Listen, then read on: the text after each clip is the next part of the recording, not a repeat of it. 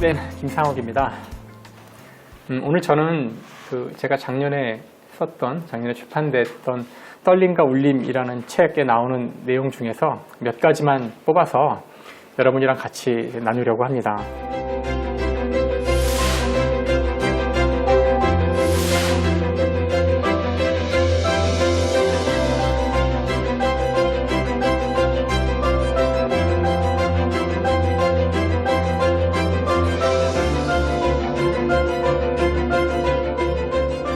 세 가지 이야기가 될 텐데 모두 다 물리학에 대한 이야기예요. 여러분 물리학 좋아하세요? 네, 좋아하시지 않아도 괜찮아요. 물리학 이야기가 쉽지는 않고요. 물리학이 여러분한테 좀 더 다정하게 다가갔으면 하는 마음에 강연을 준비해봤습니다. 사실은 어둠이 빛의 부재가 아니라 빛이 어둠의 부재입니다. 어두운 데 가면 여기 왜 이렇게 빛이 없지? 불 좀 켜봐라 이렇게 말씀을 하시는데 그 얘기는 빛이 없는 것이 어두움이라고 생각해서 그런 거예요. 자, 이것이 밤하늘의 모습이죠. 아까 낮에는 태양이 있었잖아요. 지금은 해가 져서 어두운데요. 많은 사람들이 태양이 있는 것을 당연하게 생각하다 보니 세상이 밝은 것을 좀 너무 당연하게 여기는 경향이 있어요. 태양은 지구에서 가장 가까운 별이고요. 빛의 속도로 8분 걸립니다. 8분이면 여전히 먼 거 아닌가 하실 수 있겠지만 그 다음 가까운 별, 두 번째로 가까운 별은 지구로부터 빛의 속도로 4년 이상 가야 됩니다. 4년과 8분이죠. 사실 태양은 뭔가 이렇게 정상적으로 가까이 있는 건 아니고요. 지구가 밝은 것은 사실 우연에 가까워요. 굉장히 특수한 상황입니다. 그래서 우주의 진짜 모습을 보시려면 밤에 봐야 되고요. 이게 밤의 모습이죠.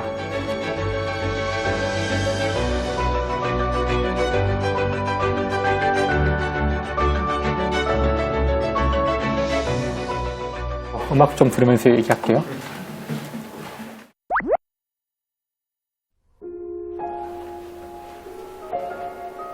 이 그림에 가장 적합한 음악이죠. 네, 드뷔시의 달빛. 작년에 속초에 갔었는데 그 호텔에서 바다가 보이는 곳이었는데요.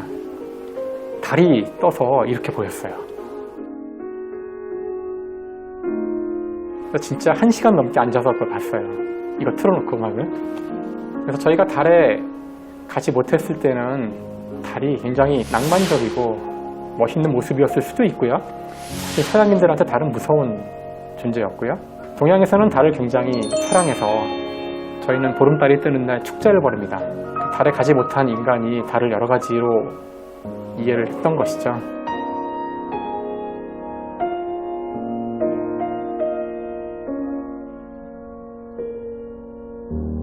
직접 찍으신 아니에요.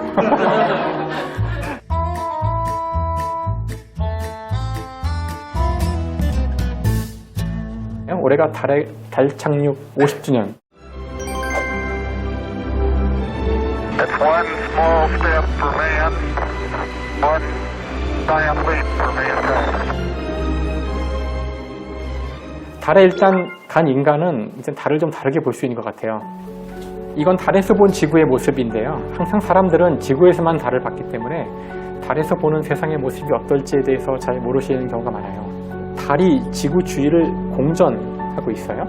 그런데 놀랍게도 달의 자전 주기와 달의 공전 주기가 똑같기 때문에 우리는 언제나 달의 한쪽 면만을 볼 수 있어요.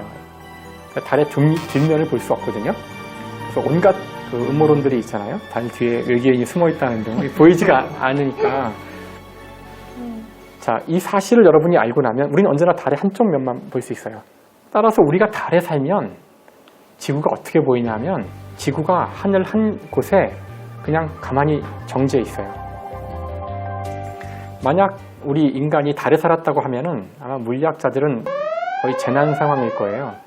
뉴턴이 하늘을 관측하고 있는데 하늘의 모든 별들은 자기 주위를 도는데 파란색으로 생긴 저 이상한 둥그런 행성 하나가 꼼짝 안 하고 떠 있어요. 달에서의 운동은 굉장히 복잡하게 보여요.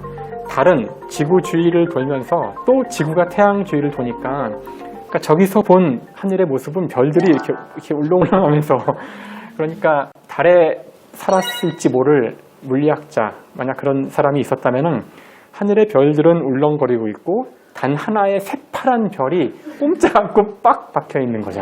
약간 달리 그림 같은 느낌. 달리의 그림. 예, 울렁울렁. 달리의 그림 보면 약간 울렁울렁하잖아요. 이걸 알고 그런지 모르겠어요.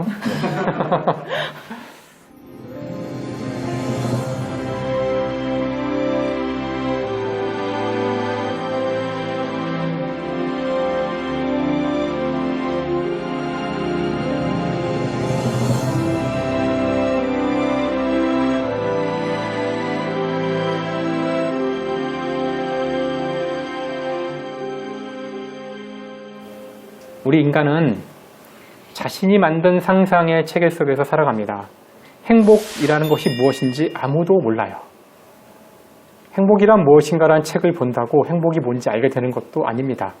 왜냐하면 행복이라는 것은 존재하지 않거든요. 그럼에도 불구하고 인간은 이것이 존재한다는 상상을 할 수 있고요. 그래서 사실 과학이 이야기하는 바로는 아무 의미도 없는 이 우주를 행복하게 살 수가 있습니다. 그래서 저는 과학자지만 때로는 이 우주보다 인간이 더 경이롭다는 생각을 종종 해봅니다.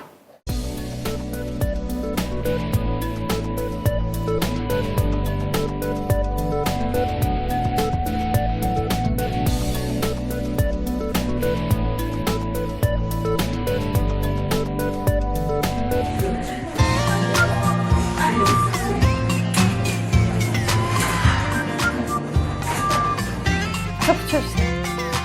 가장 먼저 붙이시는 분이 예, 쌤 먼저 나와서 붙여주세요. 이제 강연 들으신 그 독자분들이 적어주신 이런 단어들인데요. 그리고 다양한 단어가 보여요. 이런 건 좀 사심이 약간 있는 것 같아요. 떨림, 하트 이런 거. 저는 환생이라는 말도 약간 눈에 들어오고 경계라는 말도 약간 들어오는데 마음에 드는 건 선생님께서 직접 골라주시면 아무래도 가장 많은 노력을 하신 거였죠. 팬심이 가득한. 사심 가득한 네. 떨림 어느 분이시죠? 아, 네. 네. 아우 손에 드시네요. 안 드실 줄 알았는데. 저는 요즘 교수님 마음에 가장 떨림을 주는 게 뭔지 궁금해서 떨림이라는 키워드를 한번 써봤습니다. 사적인 질문이네요. 네. 아 저도 궁금해요.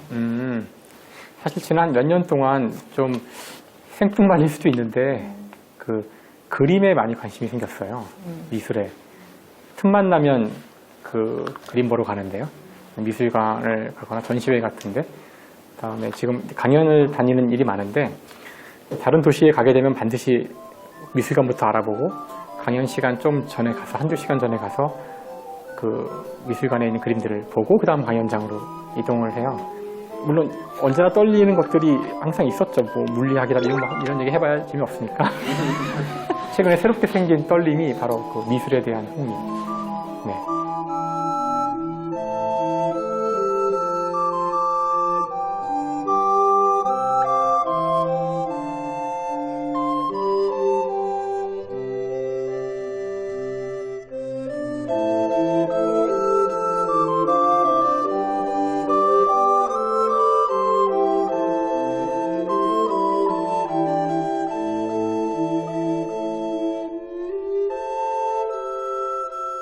다른 분 것도 좀 볼까요? 제가 꼽아도 될까요, 선생님, 이번에?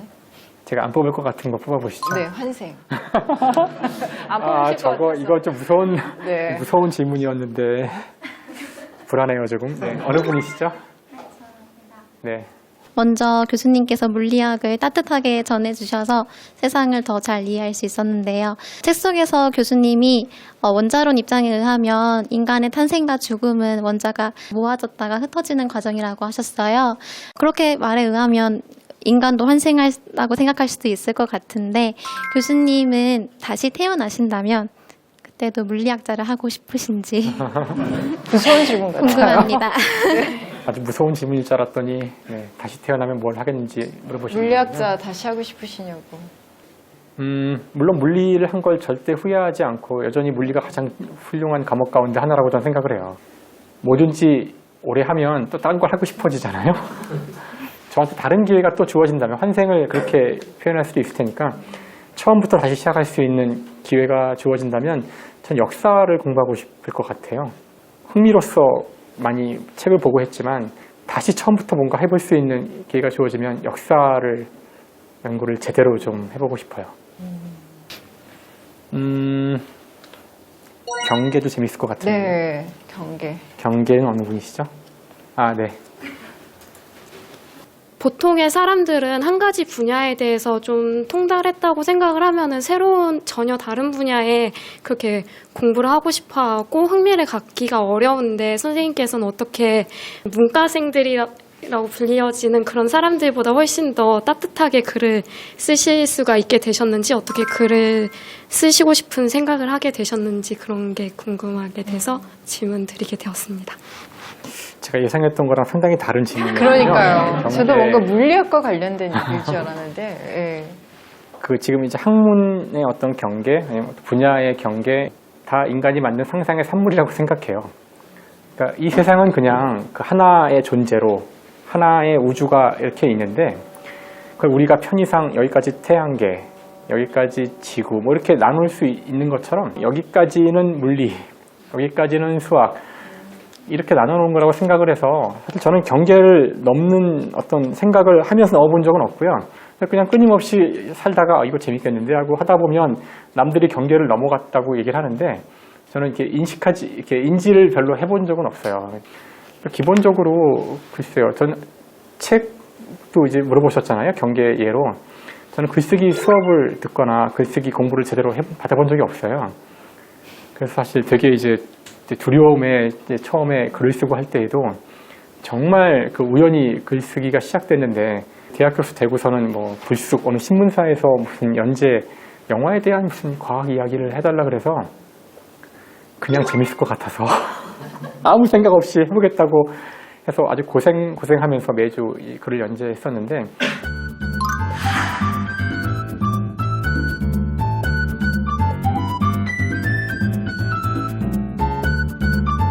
이제 그게 단순히 어떤 기폭제가 된 거예요. 그게 책으로 나가고 사람들이 반응이 좋고 하니까 뭐 또 쓰게 되고 이런 식으로 그 책을 내고 나니까 또 강연 자꾸 오라 그러고 인식을 하지 않고 뭐 책을 써보자, 뭐 글을 써보자 이런 건 아니었어요. 그래서 경계라는 게 저한테는 글쎄 그냥 인위적으로 만들어 놓은 거라고 저는 생각해서 길을 가다가 어느덧 넘어 있는 것 그러면 자기가 좋으면 계속 가면 되는 거고요. 자꾸 넘다 보면 사라지겠죠. 라고 생각해요. 아, 멋있는데요? 자꾸 넘다 보면 사라지겠죠. 네, 뭔가 예술적인 표현 같네요.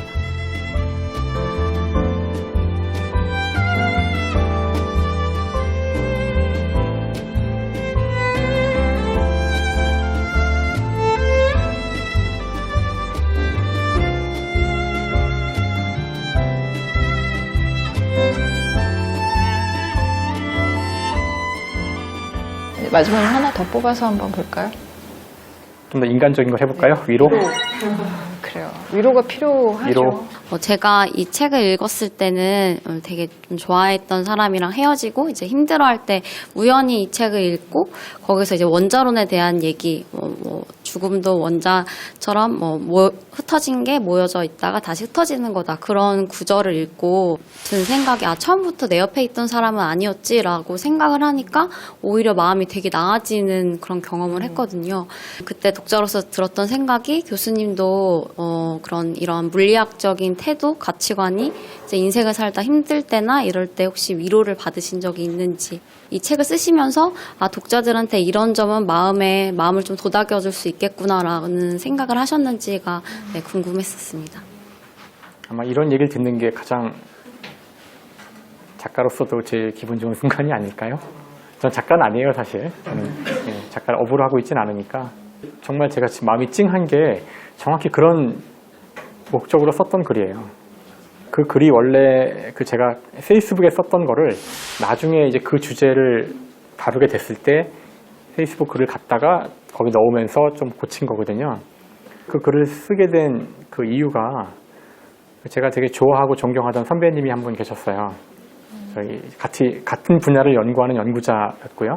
저는 교수가 돼서 안정된 직장이 생겼지만 그 선배는 계속 이제 계약직 연구원으로 살아 있었거든요. 사실 제가 보기엔 저보다 연구론 훨씬 더 뛰어난 분이라고 생각을 언제나 하고 있었고, 근데 자꾸 이제 일이 안 풀리더라고요. 이제 그 선배님은 이상하게. 그러면서 계속 같이 이제 일을 많이 했는데 논문도 많이 쓰고 그랬는데 어느 날 정말 그 뜻하지 않게 심장마비로 이제 돌아가셨어요.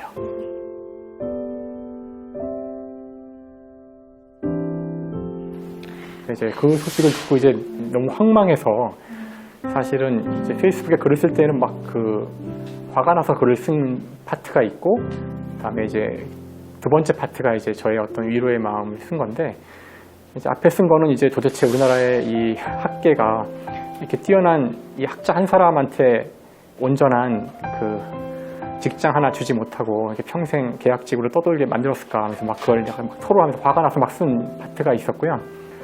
두 번째는 이제 그분이나 저나 다 원자를 연구한 사람들이거든요. 하지만 선배가 이렇게 세상을 떠나지만 선배의 몸은 다시 원자로 쪼개져서 영원 불멸하는 원자로 쪼개져서 이 우주에 있을 거고, 원자의 어떤 것은 책상이 되기도 하고 어떤 것은 물리학 실험 장치가 되기도 하고 우주 밖으로 날아가서 또 별이 되기도 할 거다. 이렇게 그러니까 제가 저를 위로하려고 쓴 글이었어요.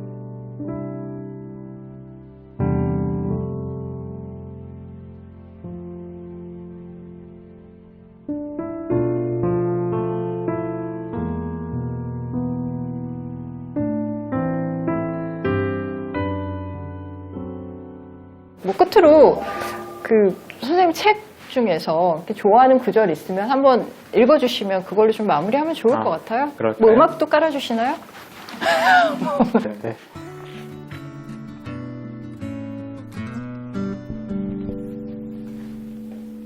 과학은 불확실성을 안고 가는 태도다. 충분한 물질적 증거가 없을 때 불확실한 전망을 하며 나아갈 수밖에 없다. 과학의 진정한 힘은 결과의 정확한 예측에서 오는 것이 아니라 결과의 불확실성을 인정할 수 있는 데에서 온다. 결국 과학이란 논리라기보다 경험이며 이론이라기보다 실험이며 확신하기보다 의심하는 것이며 권위적이기보다 민주적인 것이다. 과학에 대한 관심이 우리 사회를 보다 합리적이고 민주적으로 만드는 기초가 되길 기원한다. 과학은 지식이 아니라 태도니까. And in the end, you won't break 'cause you're learning how to bend. And the hand of God will guide you always. And you're holding on to life while a northern wind is blowing. Just believe your help is on the way. Yes. In the end, just look back and I swear you'll understand. He was always there beside you. Yeah.